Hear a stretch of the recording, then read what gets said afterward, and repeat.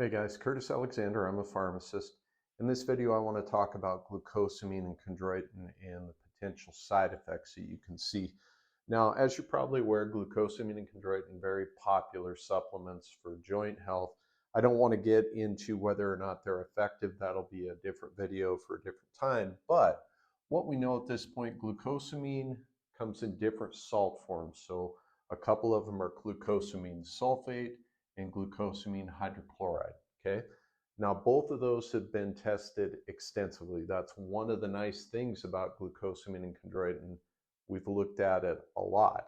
And what they found is that at doses of 1,500 milligrams per day of glucosamine salt forms, sulfate or hydrochloride, they've given that dose for 2 to 3 years consecutively with pretty limited side effects. I'll get into the specifics of what they saw, but overall it was well tolerated. Now, as far as chondroitin goes, same story. They've given doses upwards of 2,000 milligrams a day for even longer, up to 6 years. Same story, very limited side effects that they saw. Now, what do we mean by limited side effects? We mean that they tend not to be very serious, but you can still experience some side effects. I'm going to break it down for each one. For glucosamine, and this is in order, the most common tends to be bloating. Then we'll see constipation, potentially some GI cramping, gastrointestinal cramping. We can see diarrhea, heartburn, and nausea. As you can see, pretty much all stomach gastrointestinal related side effects. With chondroitin, again, in order, we've got abdominal pain, bloating, constipation, seeing a common theme. They're very, very similar side effects: diarrhea, heartburn, and nausea. So again, I would classify these for most people as mild side effects, but they're pretty much all going to be stomach related.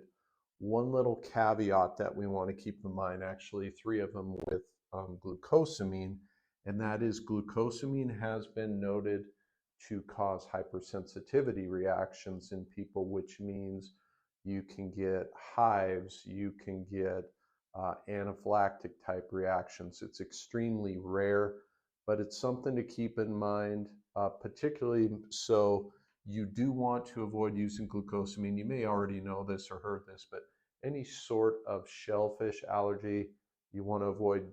Glucosamine can lead to these hypersensitivity reactions. Also, a drug interaction to be aware of. A lot of people in the world are on warfarin to thin their blood.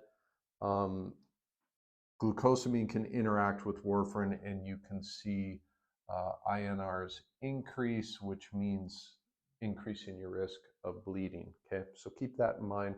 But overall, guys, I would say glucosamine, chondroitin, very well tolerated, well studied, well used. Maybe some stomach side effects, but outside of the hypersensitivity, the shellfish and warfarin interactions with chondroitin, they're pretty safe, pretty well tolerated. So I'd like to hear your thoughts in the comments. If you've tried this combination, how did you tolerate it? What did you notice? Okay, that's helpful for me, helpful for anybody else watching the video, so I'd appreciate that. And see you in the next one, guys. Thank you.